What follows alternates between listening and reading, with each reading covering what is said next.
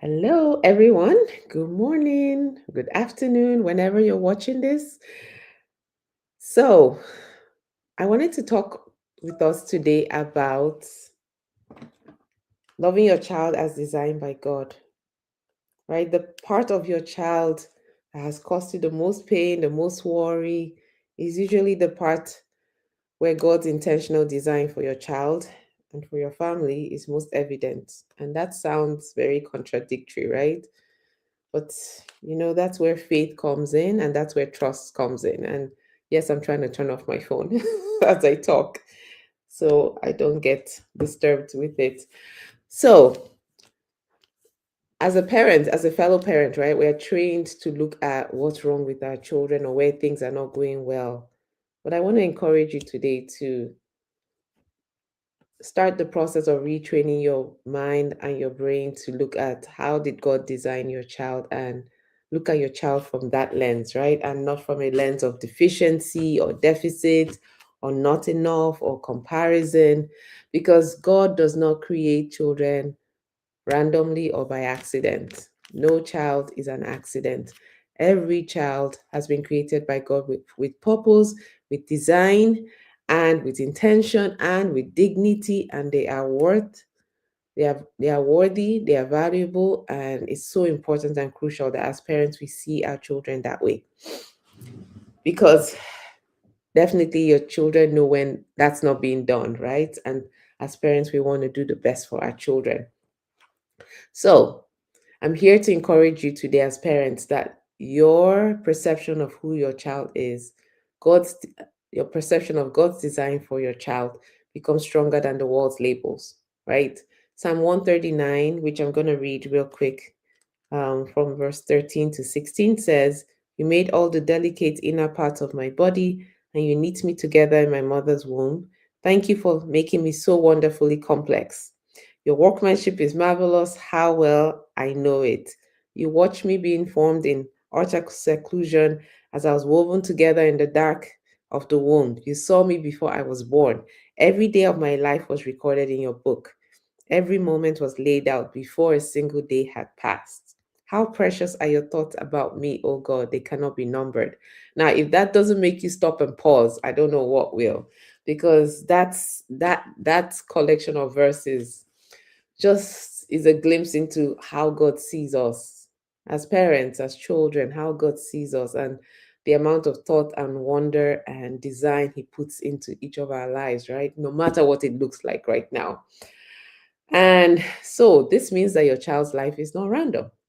And I want you to remember that their personalities, their wiring, the sensitivities they have, remember, diagnosis just talks about needs your child has. The diagnosis does not define your child. And that's one thing I tell every parent I talk to. Your child's identity is not wrapped up in their diagnosis. We give diagnosis so that their child can have support, the support they need at school, at the therapy place, at home, whatever their needs are. But that's not their identity. Their identity is formed in who God called them to be, right? So it's very important as parents because it's so easy if your child has a diagnosis, for example, of autism, of ADHD, or whatever the diagnosis is, right? For you to parent from a place of grief and, oh my goodness, my child didn't turn out the way I thought they would.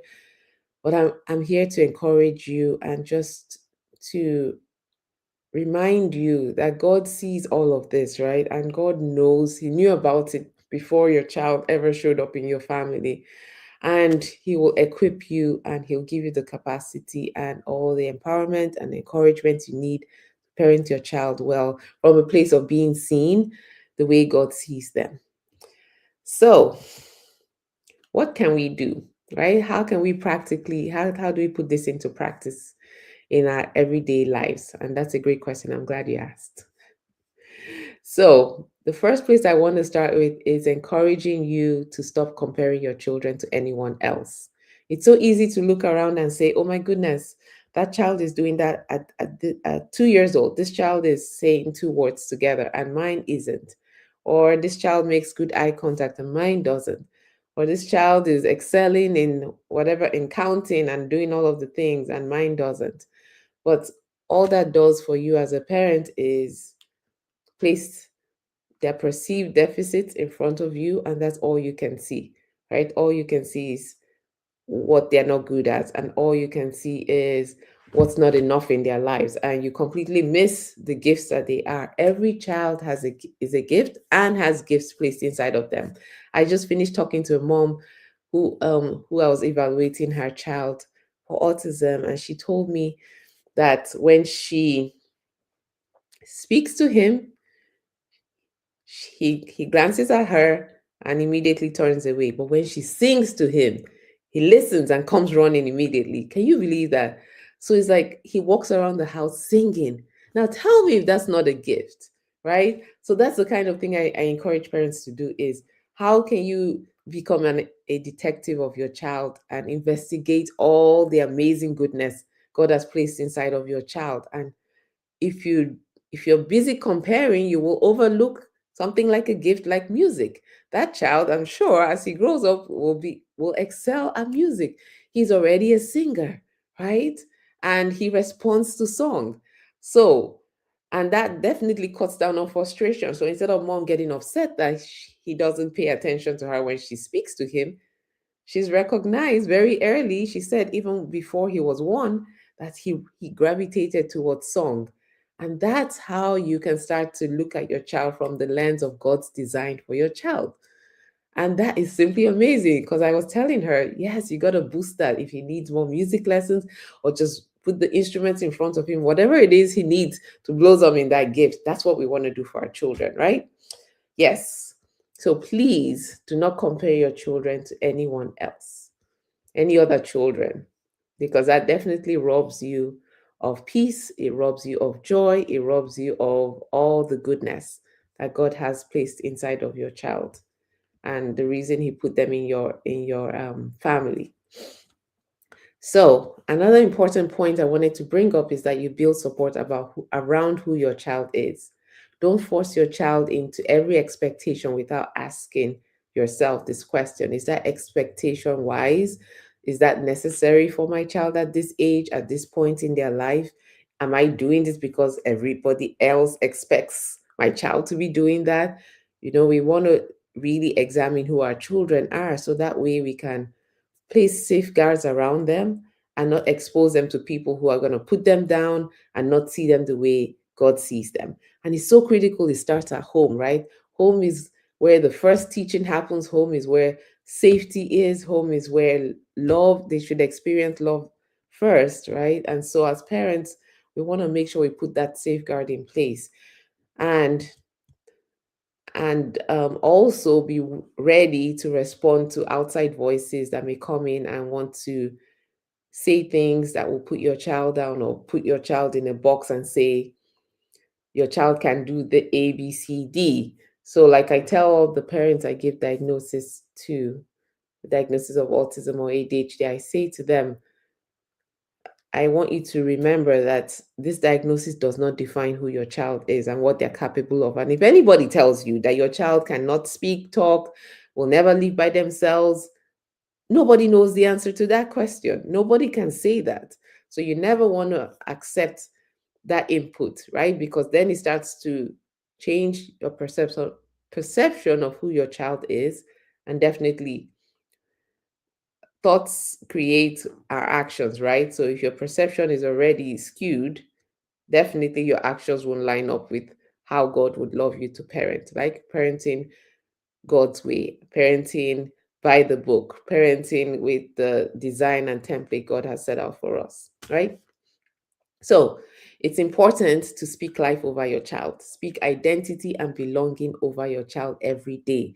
That's our holy calling as parents, is that God has placed these precious children in our guardianship, if you want to call it, in our care, right? For us to speak life to them. And what does that look like? That looks like reflecting on where your thoughts are and how you see your child, in spite of the frustrations, in spite of all the things that may be difficult, like for example, if your child isn't sleeping, isn't eating well, all of those things can create frustration. But it's asking yourself that because Out of that overflow is how you would address your child, right? And also speaking life to your child. So say reminding them who they are. And this goes for verbal or non-verbal children. Say it, just keep speaking it. Words are powerful. Words are things. Words are things, right? Words create power. God says in his word that he honors his word above his name. That goes for us too. So it's so important what you say to your child. And react and work on ourselves as parents. How can we react less to our children and respond more, right? And it's also important to note that behavior is communication, right? Your child is trying to communicate with you, and how you receive that is how you respond, right? So, remembering that a meltdown is an event, it's not their identity. Behavior is information. And so, when you see their behavior, and you see their need from that lens, then it helps you adjust better. Because it helps you just able to embrace them where they are, knowing that they won't always be there, right? That we are going to continue to look out for progress. And lots of my mentors always say, what are your wins, right? So I'm challenging you today, parents. So look at what are the things that your children didn't do last week that they're doing this week. And it could be the tiniest thing. Did your child make eye contact for a little bit longer this week than last week? That's a win.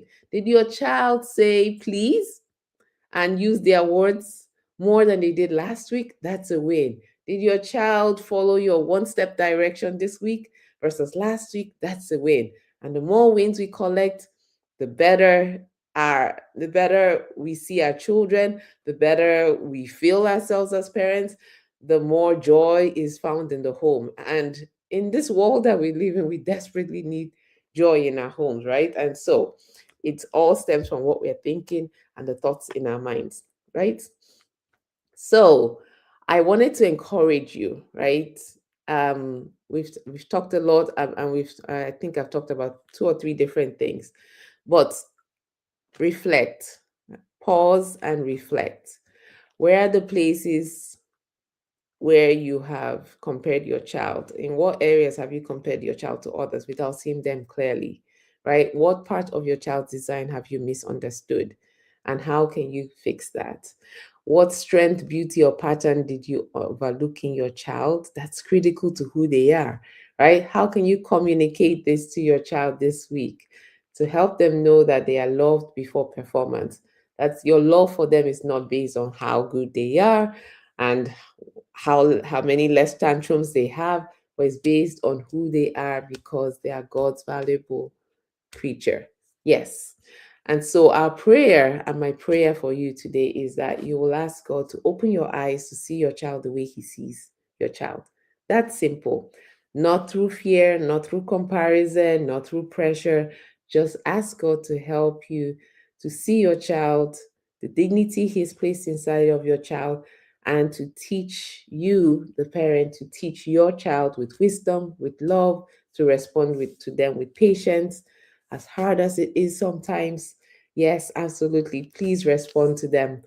And asking God to show you where you are focused on their deficits versus their strengths. That's so critical to change, because I'm telling you, and I'd love to hear from you, when you start to see your children from a strength based place, definitely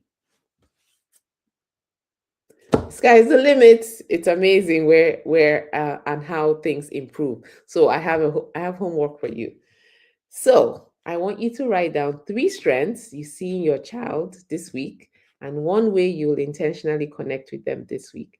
And please let us know. Love to hear feedback from you. Leave your comments below and let us know. I have an amazing book I wrote, Children's Love Letters, a pediatrician's guide to how your child spells love. And in here, we have little stories, but also space for you to, I don't think you can see clearly. We have space for you to write your reflections, your thoughts about how you can do things differently. So we're going to put a description in the comments so that you can get that. And it would be so helpful as you go along this journey, because it is a journey, right? And we haven't appeared. None of us have arrived, and there is no manual, but we're all here to encourage each other as we go on this journey. So know we are praying for you. And if you need any resources, If you need any help, reach out to us at Glow Pediatrics. We're here to walk alongside you. So until the next time, have an amazing day, and please subscribe. Please share this with anyone you haven't.